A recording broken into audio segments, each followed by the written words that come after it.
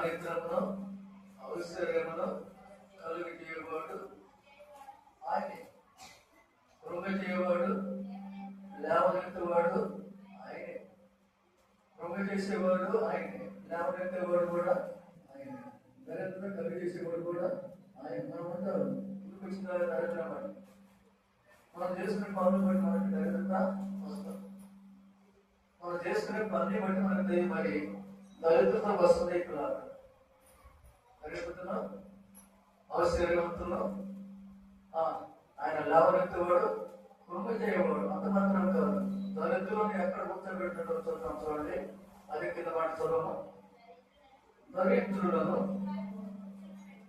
అధికారులతో కూర్చుండబెట్టుటకును ఆయన మహిమ గల సింహాసనం మీదను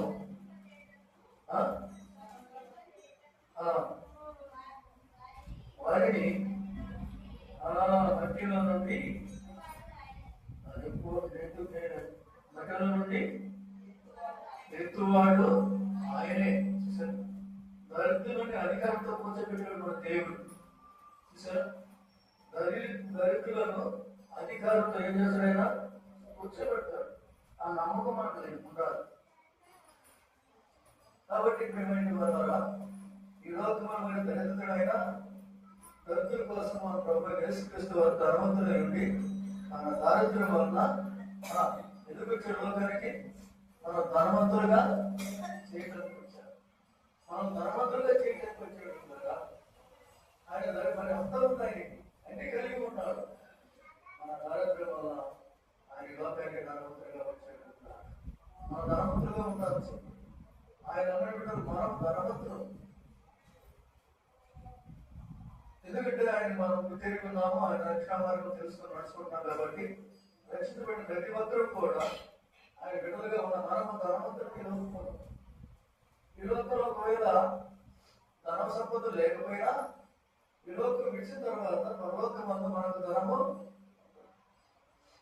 ఏంటో ధనము పేదల సమర్థంగా ఉండడం చేయము. 5వ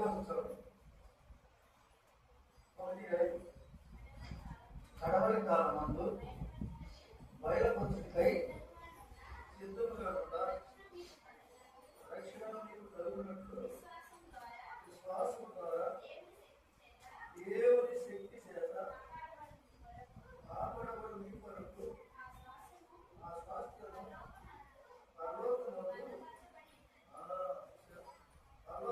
ఏముందంట? శాస్త్రము అంట. ఎక్కడ కొత్తకొచ్చుకోవడం అంట? దరిద్రమైన ధనవంతులు కాకపోయినా సర్వత్వంలో ధనవంతులుగా ఉంటున్నాం. అక్కడ మనం చూసుకోవాలి. అక్కడ సంరక్షణ ఉన్నారు. అందుకే దరిద్రం కలిగేసేవాడు ఆయన, అవసరం కలిగేసేవాడు ఆయన. దేవుడు దగ్గర చేయము ఆలోచన, దేవుడు దగ్గర చేయము ఆలోచన.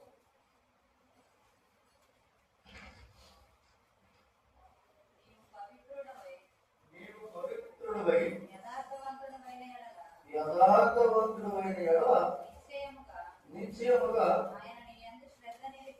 ఆయన నీ యందు శ్రద్ధ నిలిపి నీ నీతికి తగినట్లుగా నీ నివాస స్థలమును వర్ధిల్ల చేస్తాడు. అందుకు ఎలా ఉండాలి? ఎలాంటిగా ఉండాలి? మనం పవిత్రులుగా ఉండాలి. తర్వాత యథార్థంగా ఉండాలి. తర్వాత నిశ్చయముగా ఆయన నీ యందు శ్రద్ధ కలిగి నీ నీతికి తగ్గట్టుగా నీ నివాస స్థలంలో ఏం చేస్తున్నట్టు ఆయన వర్ధిల్ల చేస్తాడు. మనం ఉండాల్సిన పవిత్రత ఉండాలి, యథార్థత ఉండాలి. ఆయన బిడ్డలుగా మనం యథార్థంగా జీవించినప్పుడు, యథార్థంగా ప్రవర్తించే వారికి ఆయన ఏ మేలు చేయగా మన యథార్థను బట్టి మనకు క్రియలు జరుగుతాయి. మన నమ్మకతను బట్టి మనకు క్రియలు జరుగుతాయి. మరి శ్రద్ధగా ఏం చేయాలి? ఇప్పుడు ఆయన మాట మనము విద్యోపదేశకాండం 28వ అధ్యాయము మొదటి చదవండి. విద్యోపదేశకాండం 28వ అధ్యాయం మొదటి.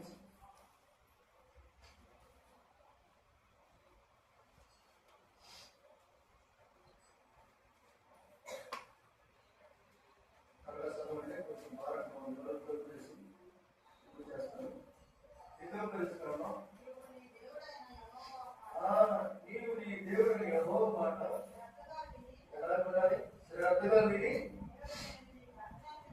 నేను నీకు ఆజ్ఞాపించును ఆయన ఆజ్ఞలన్నిటినీ అనుసరించి నడిచిన ఎలా ఈ దేవుని యెహోవా భూమి మీద ఉన్న సమస్త దేవుల కంటే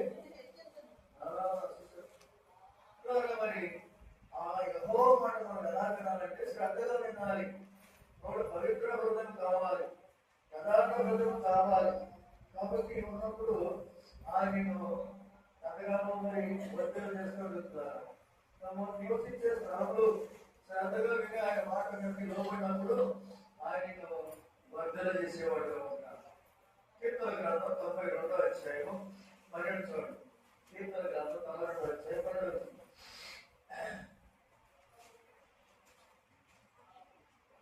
నీతిమంతులు ఖర్జూర వృక్షం వలె మూవయ్యేరు, లెబానోను మీది దేవదారు వృక్షం వలె వారు ఎదుగుతురు. చూసారా? యెహోవా మందిరములో నాటబడిన వారై వారు మన దేవుని ఆవరణలో వర్ధిల్లుతారు. దేవుని యొక్క మందిరంలో నాటబడిన మొక్కలు ఉన్నప్పుడు దేవుని యొక్క మందిరంలో ఎలా ఉంటారంటే వర్ధిల్లేవారుగా. కాబట్టి మధ్యాహ్నకాల సమయం మరి అవసరం చేసిన ఆయనే, దరిద్రకాలు చేసేవాడే ఆయనే, మరి లాభెట్టేవాడు ఆయనే. కాబట్టి ఉదయకాల సమయంలో మరి దేవుడి వాళ్ళను హెచ్చించాలంటే వర్ధలు చేయాలంటే ఏం చేయాలి? ఆయన మాటలు చేతగా పవిత్రమైన హృదయం కావాలి, యథార్థమైన హృదయం కావాలి.